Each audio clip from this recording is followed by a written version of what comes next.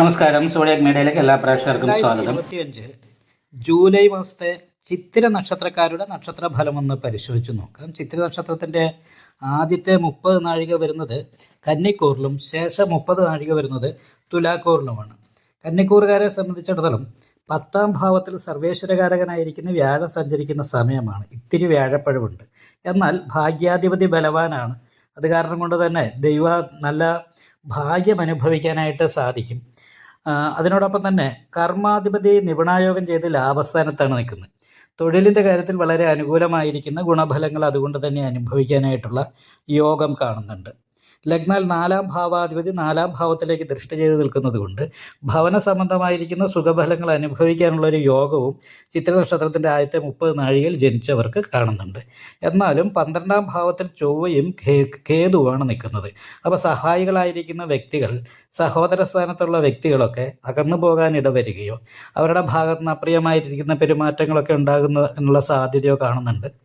അതുപോലെ തന്നെ അനാവശ്യമായിട്ട് ചെലവ് വർദ്ധിക്കാൻ സാധ്യതയുണ്ട്. അപ്പോൾ ഈ കാര്യങ്ങളൊന്ന് ശ്രദ്ധിക്കേണ്ടതാണ്. പ്രത്യേകിച്ചും ശത്രു സ്ഥാനാധിപതി ബാധാസ്ഥാനത്താണ് നിൽക്കുന്നത്.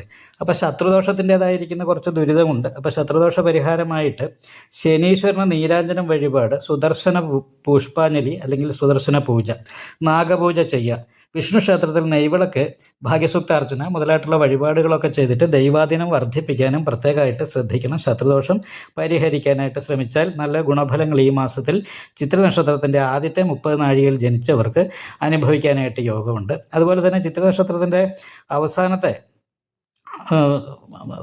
30 നാഴികയിൽ ജനിച്ചവരെ സംബന്ധിച്ച് 9ൽ സർവേശ്വരകാരകനായിരിക്കുന്ന വ്യാഴം സഞ്ചരിക്കുന്ന സമയമാണ്. എന്ന് വെച്ചാൽ നല്ല ദൈവാധീനമുണ്ട് ഈ വർഷത്തിൽ.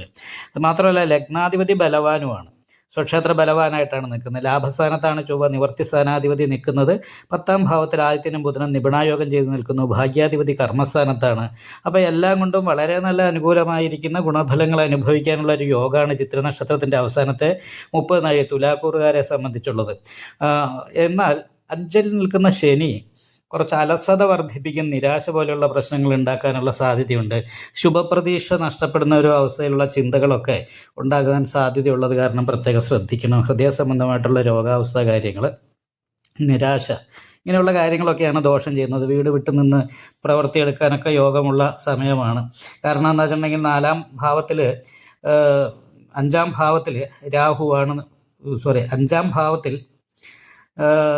രാഹുവാണ് നിൽക്കുന്നത്. 5ാം ഭാവത്തിൽ രാഹു നിൽക്കുമ്പോൾ നിരാശ പോലെയുള്ള കാര്യങ്ങൾ അനുഭവപ്പെടാനുള്ള സാധ്യതയുണ്ട്.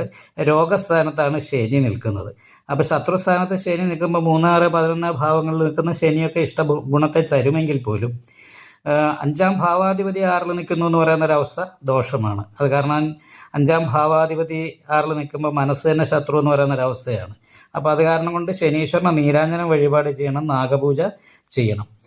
ഇങ്ങനെയുള്ള വഴിപാട് കാര്യങ്ങളൊക്കെ ചെയ്താൽ ദൈവാധീനം നല്ല രീതിയിലുള്ളത് കാരണം കൊണ്ട് അനുകൂലമായ ഗുണഫലങ്ങൾ അനുഭവിക്കാനായിട്ട് സാധിക്കും. പ്രത്യേകമായിട്ടും സൂര്യൻ 10ലാണ് നിൽക്കുന്നത്. അപ്പം സൂര്യൻ 10ാം ഭാവത്തിൽ ലാഭാധിപത്യം വഹിച്ച് നിൽക്കുന്നത് കാരണം കൊണ്ട് ജോലിയിൽ, ഗവൺമെൻറ് ജോലിക്കൊക്കെ കാത്തിരിക്കുന്നവർക്ക് നിയമനം കിട്ടാനായിട്ട് യോഗമുള്ള സമയമാണ്.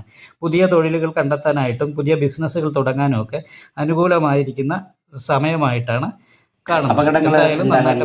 ഗുണഫലങ്ങൾ അനുഭവിക്കാൻ സാധിക്കും. ഈ വീഡിയോ ഇഷ്ടപ്പെട്ടാൽ ലൈക്ക് ചെയ്യുക, നിങ്ങളുടെ അഭിപ്രായങ്ങൾ കമൻറ്റ് ചെയ്യാം. ജ്യോതിഷവുമായി ബന്ധപ്പെട്ട കൂടുതൽ കാര്യങ്ങൾ അറിയാൻ ഈ ചാനൽ സബ്സ്ക്രൈബ് ചെയ്യുക. ഞങ്ങളുടെ ഓൺലൈൻ കൺസൾട്ടൻസി നമ്പർ താഴെ ഡിസ്ക്രിപ്ഷൻ ബോക്സിൽ കൊടുത്തിട്ടുണ്ട്. ആവശ്യമുള്ളവർക്ക് കോൺടാക്റ്റ് ചെയ്യാവുന്നതാണ്.